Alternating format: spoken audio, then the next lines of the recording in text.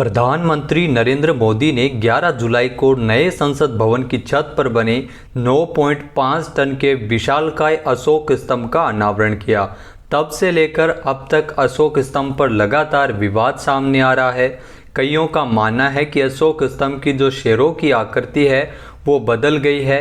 पहले वाले अशोक स्तंभ में शेर शांत मुद्रा में दिखाए गए थे और नए वाले अशोक स्तंभ में उनको गंभीर मुद्रा में दिखाया गया है। आइए जानते हैं क्या है अशोक स्तंभ का इतिहास और इसको राष्ट्रीय चिन्ह कब माना गया था।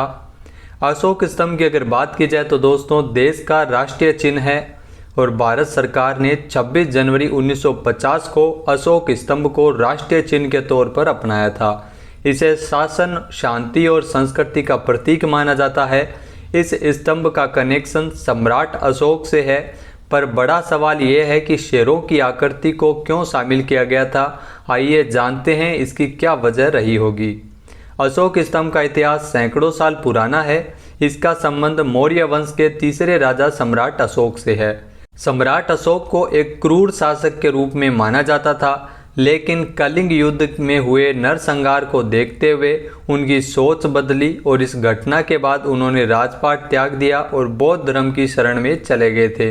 इसके बाद ही अशोक स्तंभ का निर्माण है वो हुआ था।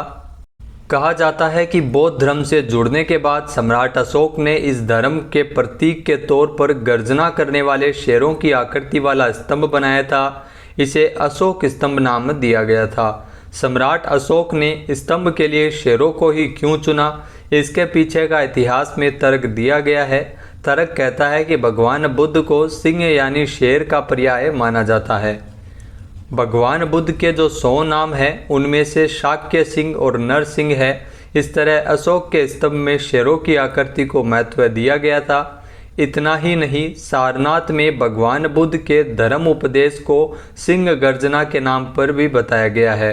तो आप देख सकते हैं सिंह गर्जना, तो इसमें गंभीर मुद्रा में जो शेर बनाए गए हैं वो शासन करने वाले जो शासक है उसकी स्थिति का प्रतीक होता है। देश को आज़ाद होने के बाद इसी अशोक स्तंभ को राष्ट्रीय चिन्ह के रूप में अपनाया गया था।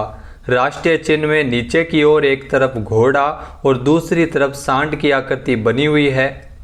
इसके अलावा राष्ट्रीय चिन्ह में नीचे बनी घोड़े और सांड की आकृति के बीच एक चक्र भी है, जिसे देश के राष्ट्रीय ध्वज में शामिल किया गया था।